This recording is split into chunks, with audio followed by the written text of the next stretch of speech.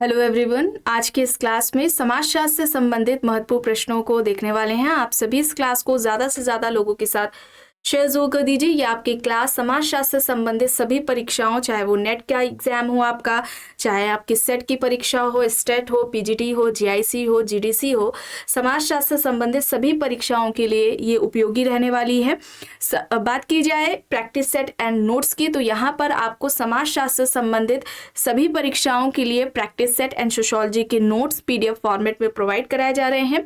इससे संबंधित जानकारी के लिए यहाँ पर एक व्हाट्सएप नंबर दिया गया है जिस पर आप मैसेज करके पूरी जानकारी ले सकते हैं। नंबर है 790-555-3851।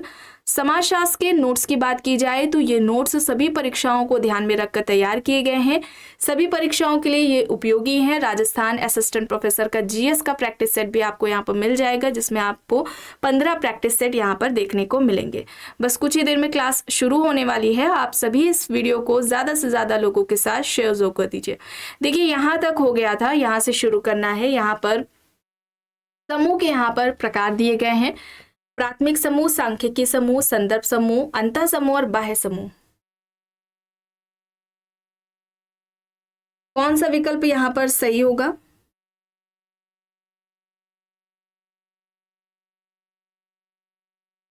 प्राथमिक समूह की बात की जाए तो ये कूले के द्वारा अवधारणा दी गई है।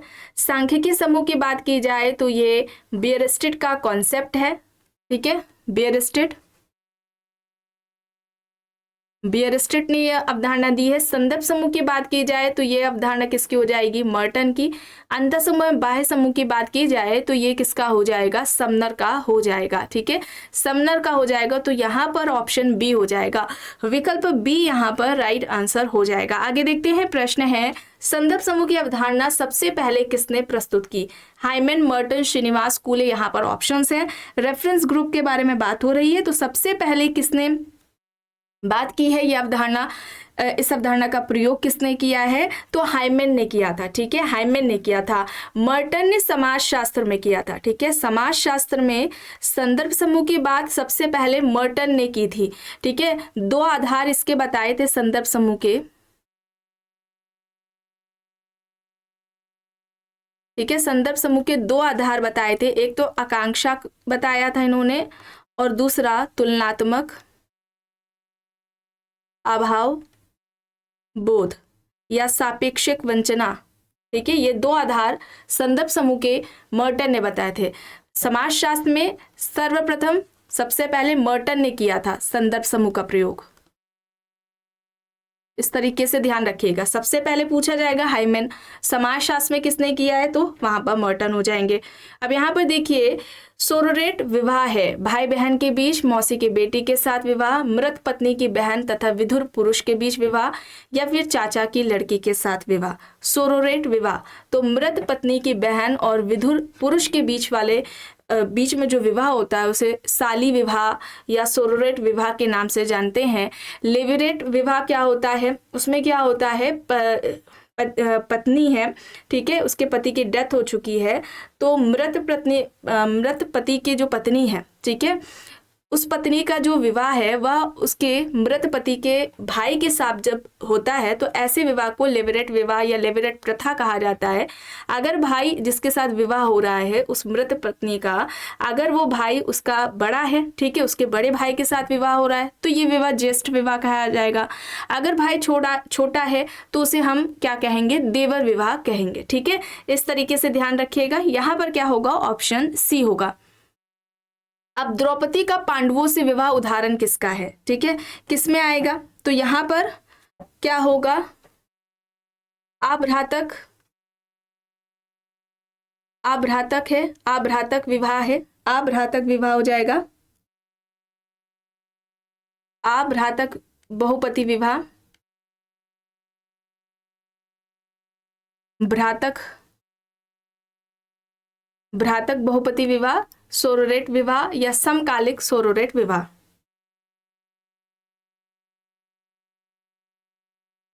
या हम साली विवाह कह ले। ठीक है, बताए द्रौपदी का पांडवों से विवाह किस में आएगा? किसका उदाहरण है ये? भ्रातक बहुपति विवाह में आएगा। ये बी यहाँ पर राइट होगा। प्रश्न है, वह परिवार जिसमें सदस्य केवल पति पत्नी और अविवाहित संतानें हों सामाजिक रूप से कहलाता है। ऐसा परिवार जिसमें केवल उसके सदस्य पति पत्नी और उनके अविवाहित बच्चे रहते हों, ऐसे परिवार जिसमें पति पत्नी और अविवाहित बच्चे रहते हों, उस परिवार को हम क्या कहेंगे? एकल व्यक्ति परिवार, एकाकीय परिवार, विस्तृत परिवार या फिर पारंपरिक संयुक्त परिवार।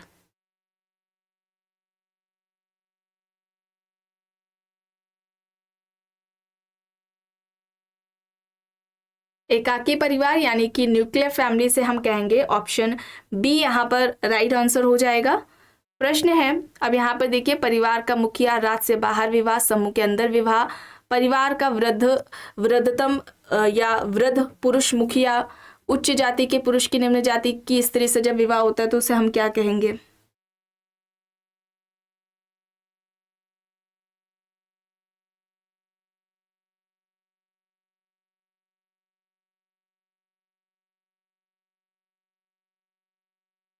बताइए।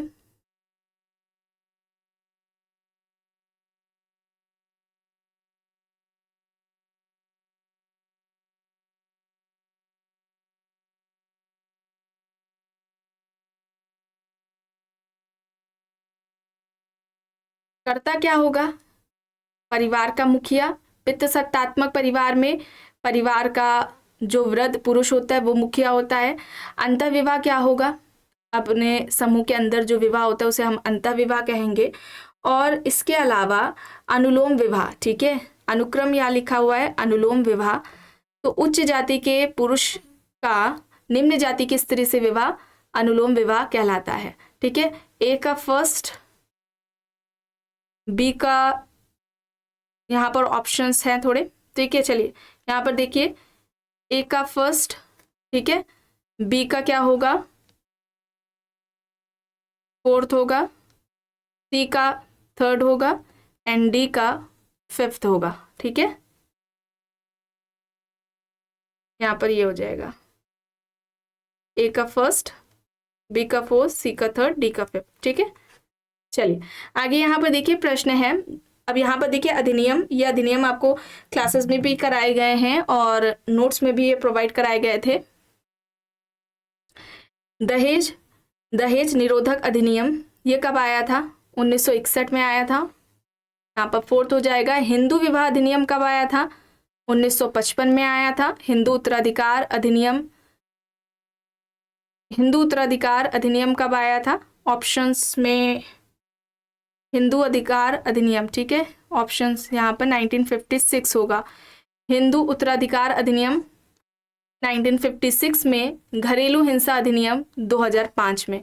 तो यहाँ पर ए का फोर्थ हो जाएगा, बी का फर्स्ट, सी का सेकेंड। ठीक है, इसे कर लीजिए, ए का फोर्थ हो जाएगा, बी का फर्स्ट हो जाएगा, सी का यहाँ पर सेकेंड हो जाएगा एंड डी का यहाँ पर थर्ड हो जाएगा। ठीक है, ए का फोर्थ, बी का फर्स्ट, सी का टू एंड डी का थर्ड। ऑप्शन सी यहाँ पर राइट होगा। प्रश्न है, धर्म को पवित्र और अपवित्र के बीच अंतर के अध्यापक किसने परिभाषित किया? मेलानोव्स्की, लेवी-स्ट्रॉस, रेडक्लिफ ब्राउन, दुर्खीम। यहाँ पर ऑप्शंस दिए गए हैं। धर्म को पवित्र और अपवित्र के बीच अंतर के अध्यापक किसने परिभाषित किया है? दुर्खीम ने समाज की समस्त वस्तुओं को पवित्र और अपवित्र में विभाजित किया था। समाज वास्तविक देवता है, इस तरीके से इनका कथन आता है। समाज वास्तविक देवता है, ये इनका स्टेटमेंट कथन आता है। परीक्षाओं में इंपॉर्टेंट है, इसे याद रखिएगा। ठीक है, एक तरफ पवित्र और अपवित्र। अब यहाँ पर कुछ आपको बातें बताई जा रही हैं, ध्यान से देखिएगा। दुर्खीम के बारे में बात की जाए तो दुर्खीम ने धर्म को क्या कहा था? पवित्र कहा था। ठीक है, धर्म को दुर्खीम ने पवित्र कहा। वहीं दूसरी ओर अगर हम बात करें जादू और विज्ञान की, ठीक है, जादू और विज्ञान को दुर्खीम ने क्या कहा था? ये अपवित्र है। मेलानोव्स्की की बात करें ठीक है। मेलानोव्स्की की बात करें तो मेलानोव्स्की किसे कहते हैं पवित्र? धर्म के साथ साथ ये जादू को भी पवित्र बताते हैं।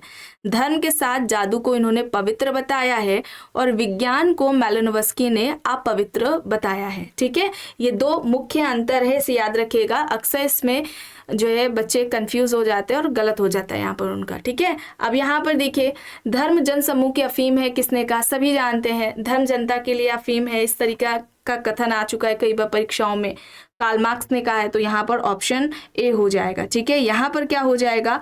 ऑप्शन ए यहाँ पर राइट आंसर हो जाएगा, कार्ल मार्क्स। प्रश्न है, जादू धर्म और विज्ञान में क्या समान है? निरीक्षण एवं प्रयोगशीलता, मनुष्य पर समान प्रभाव, अज्ञात के प्रति उन्मुखता, अलौकिक के प्रति उन्मुखता। तो यहाँ पर क्या होगा? अज्ञात के प्रति उन्मुखता, यहाँ पर ऑप्शन सी होगा। ठीक है, यहाँ पर क्या होगा? सी यहाँ पर राइट होगा। प्रश्न है, निम्न में से कौन धर्म की उत्पत्ति से संबंधित नहीं है?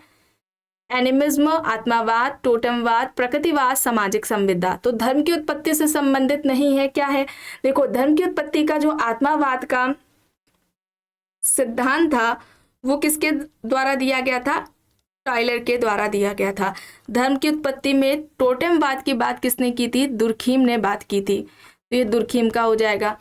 प्रकृतिवाद का मैक्स मूलर ने दिया था, मैक्स मूलर ने प्रकृतिवाद का सिद्धांत दिया था। यहाँ पर संबंधित नहीं है तो सामाजिक संविदा नहीं है। सामाजिक समझौते का जो सिद्धांत है ये हॉब्स, लॉक, रूसो के द्वारा दिया गया है। ये पॉलिटिकल साइंस में पढ़ाया जाता है। ठीक है, तो यहाँ पर ऑप्शन डी हो जाएगा सही। प्रश्न है, संप्रदाय के निम्न में से कौन सा तत्व संप्रदाय में शामिल नहीं होता या संप्रदायवाद में? सहनशीलता, पूर्वाग्रह, असुरक्षा, तनाव। यहाँ पर ऑप्शंस दिए गए हैं। संप्रदायवाद में इनमें से कौन सा तत्व शामिल नहीं होता है?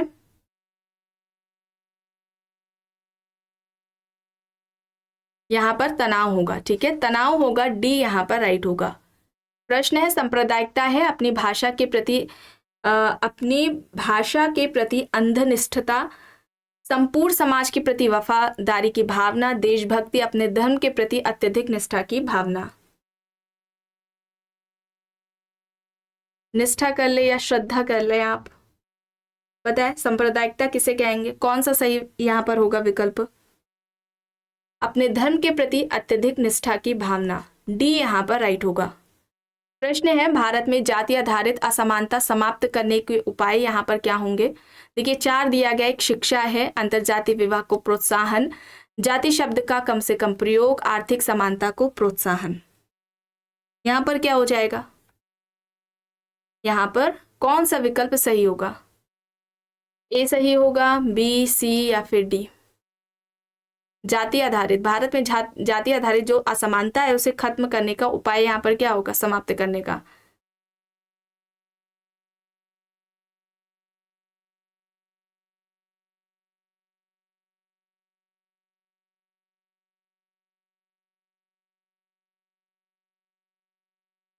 राइट क्या होगा?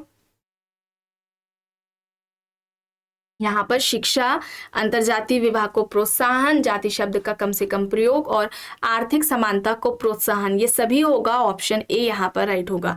ठीक है, अंतरजातीय विवाह के प्रोत्साहन की तो जो बात है ये घुरिये और अंबेडकर जी ने की थी।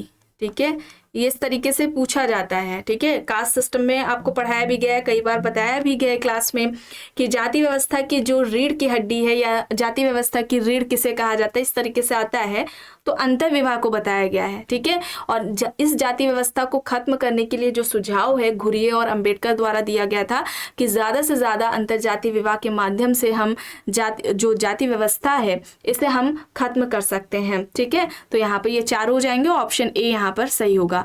प्रश्न है, भारत सरकार द्वारा पहला भ्रष्टाचार विरोधी अधिनियम कब पारित किया गया? तो कब पारित हुआ था? ये 1947 में पारित हुआ था और इसमें संशोधन 1954 में होता है। ठीक है, 1954 में इसमें संशोधन होता है ये भ्रष्टाचार विरोधी अधिनियम में। ठीक है, पहला भ्रष्टाचार विरोधी अधिनियम कब पारित हुआ? 1947 में। 1954 में इसमें संशोधन होता है। प्रश्न है, सामाजिक परिवर्तन के निम्नलिखित समाजशास्त्री विचारकों में से कौन भिन्न है, अलग कौन है? Julian Stewart, Auguste Comte, Karl Marx, Sorokin यहाँ पर ऑप्शंस है। अलग कौन है इनमें से? परिवर्तन की बात, सामाजिक परिवर्तन की बात इनमें से सभी के द्वारा की गई है। यहाँ पर सोरोकिन अलग हो जाएंगे, ठीक है।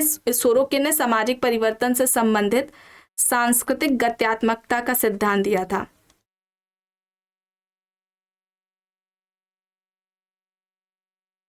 किस पुस्तक में दिया था? ये पुस्तक भी इंपॉर्टेंट है, सोशल एंड कल्चरल, ठीक है, एक second, social and cultural dynamics में, सोशल एंड कल्चरल डायनेमिक्स में दिया था इन्होंने सामाजिक सांस्कृतिक गत्यात्मकता के सिद्धांत को। और इनके सिद्धांत को सीमाओं का सिद्धांत, पेंडुलम, घड़ी के पेंडुलम के सिद्धांत के नाम से, उतार चढ़ाव के सिद्धांत के नाम से जाना जाता है। इसे याद रखेंगे। आगे देखते हैं, प्रश्न है संवेदी संस्कृति की अवधारणा किसने दी? आर के मर्टन, सोरोकिन, पार्सन्स, कोजर। यहाँ पर ऑप्शंस है संवेदी संस्कृति। यहाँ पर क्या होगा, किसके द्वारा बात की गई है संस्कृति की, संवेदी संस्कृति की?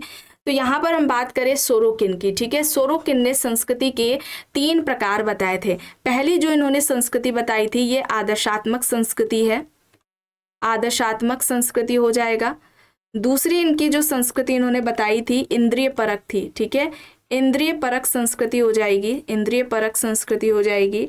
और इसके अलावा जो तीसरी संस्कृति है ये आदर्शवादी है, आदर्शवादी संस्कृति, ठीक है। ये 3 प्रकार किसके द्वारा बताए गए हैं? सोरोकिन के द्वारा बताए गए हैं। प्रश्न है निम्नलिखित में से किसने सामाजिक परिवर्तन के लिए प्रौद्योगिकी नियतिवाद को स्वीकारा है? Durkheim, Simmel, Veblen, Malthus. यहाँ पर ऑप्शंस हैं।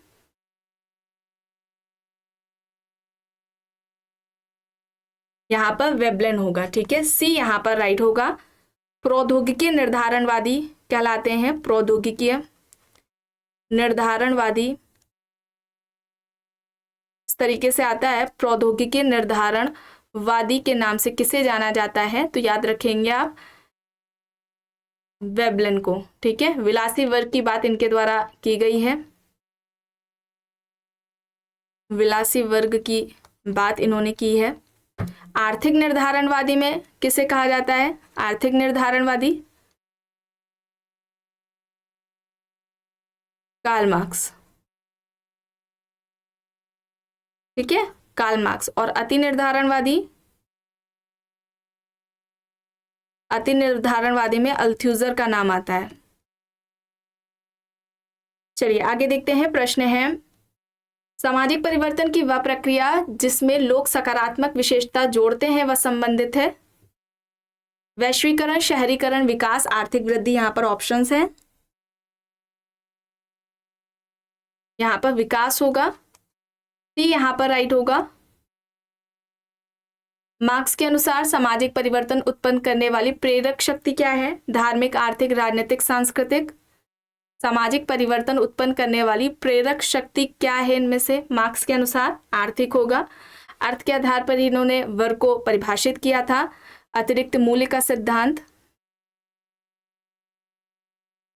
अतिरिक्त मूल्य का सिद्धांत, वर्ग संघर्ष,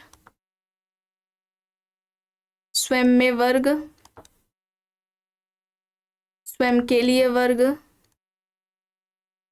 स्वयं में वर्ग, स्वयं के लिए वर्ग, अधिसंरचना, अधोसंरचना। ये सभी अवधारणाएं इनके द्वारा दी गई हैं, मार्क्स के द्वारा। ये एग्जाम्स में पूछी जाती हैं। अब यहाँ पर देखिए प्रश्न है, यहाँ पर दिया गया है सिद्धांत है किसने संरचनात्मक, क्रियात्मक, यानी कि यहाँ पर प्रकार्यवाद की बात हो रही है, प्रकार्यात्मक, द्वंद्वाद, चक्रीय, विकासात्मक। क्या होगा यहाँ पर देखकर बताइए।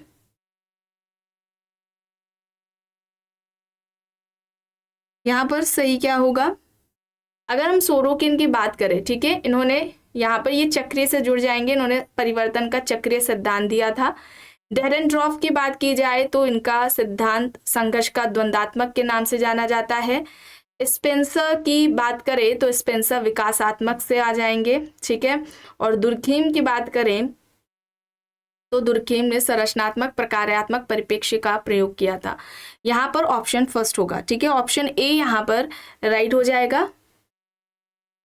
निम्नलिखित में से कौन सा संस्था का के सही अर्थ को दर्शाता है? एक स्थान जहां अनेक व्यक्ति कार्य करते हैं, एक कार्यालय परिसर जहां अनेक महत्वपूर्ण कार्य होते हैं, एक संगठन जो महत्वपूर्ण कार्यों में संलग्न होता है, अनेक लोकाचारों और रूढ़ियों का समूह। संस्था को कौन सा विकल्प सही तरीके से परिभाषित कर रहा है? तो अनेक लोकाचारों एवं रूढ़ियों का समूह, यहाँ पर ऑप्शन डी हो जाएगा। विकल्प डी यहाँ पर सही होगा। प्रश्न है धर्म, विवाह, परिवार और जाति किसके उदाहरण है? ये किसके हैं, किसके उदाहरण है? समय बिल्कुल भी नहीं लगना चाहिए, सामाजिक संस्था के, ठीक है, सामाजिक संस्था, ऑप्शन बी यहाँ पर सही होगा। निम्न में से कौन सा समिति का उदाहरण है? कौन सा समिति का उदाहरण है? जाति, वर्ग, ट्रेड यूनियन या हम कहें श्रमिक संघ, गांव, यहाँ पर ऑप्शंस हैं। समिति का उदाहरण तो यहाँ पर ट्रेड यूनियन, श्रमिक संघ होगा, सी यहाँ पर राइट आंसर होगा, ठीक है, सी यहाँ पर क्या हो जाएगा, सही हो जाएगा। प्रश्न है निम्नलिखित में से कौन सी समिति की विशेषता नहीं है? समिति की विशेषता नहीं है व्यक्तियों का समूह, कुछ उद्देश्यों की प्राप्ति, स्वैच्छिक सदस्यता, स्थायित्व। तो देखिए समिति का जब गठन किया जाता है उसके लक्षण या विशेषताएं क्या होते हैं? व्यक्तियों का समूह है, व्यक्तियों का समूह है तो ये क्या हो जाएगी, मूर्त हो जाएगा। कुछ उद्देश्यों को प्राप्त करने के लिए समिति का गठन किया जाता है तो यहाँ पर ये भी सही होगा। स्वैच्छिक सदस्यता यानी कि ऐच्छिक सदस्यता होती है, स्थायित्व नहीं होता है, ठीक है। इसकी प्रकृति कैसी होती है? अस्थायी प्रकृति होती है, अस्थायी इसकी प्रकृति होती है, ठीक है, यहाँ पर ऑप्शन डी होगा सही। प्रश्न है संस्कृति की सबसे छोटी इकाई, सांस्कृतिक प्रवृत्ति, सांस्कृतिक समूह, सांस्कृतिक प्रतिरूप और सांस्कृतिक क्षेत्र, यहाँ पर ऑप्शंस दिए गए हैं।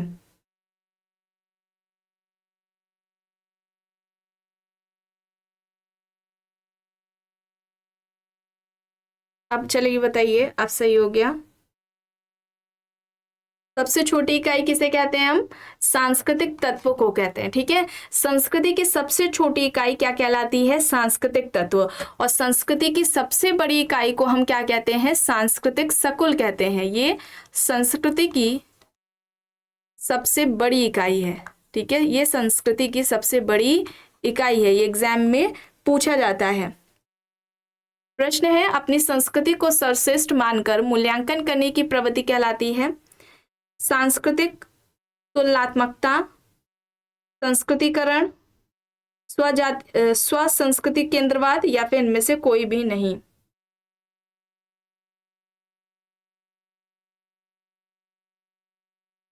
यहाँ पर नृ कर लीजिए, ठीक है, नृजाति केंद्रता। तो अपनी संस्कृति को सर्वश्रेष्ठ मानकर मूल्यांकन करने की जो प्रवृत्ति है इसे हम क्या कहते हैं? नृजाति केंद्रता कहते हैं। और यह अवधारणा किसके द्वारा दी गई थी? नृजाति केंद्रता की समनर ने दी थी, ठीक है, समनर ने दी थी, सी यहाँ पर सही होगा। प्रश्न है इनमें से कौन सी संस्कृति की विशेषता नहीं है? संस्कृति हस्तांतरित नहीं होती, संस्कृति सीखी जाती है, संस्कृति सामाजिक होती है, संस्कृति अधिवैतिक एवं अधिसंगठित होती है। अधिसंगठित यानी अधिसाविवीय, अधिसाविवी होती है, बताइए।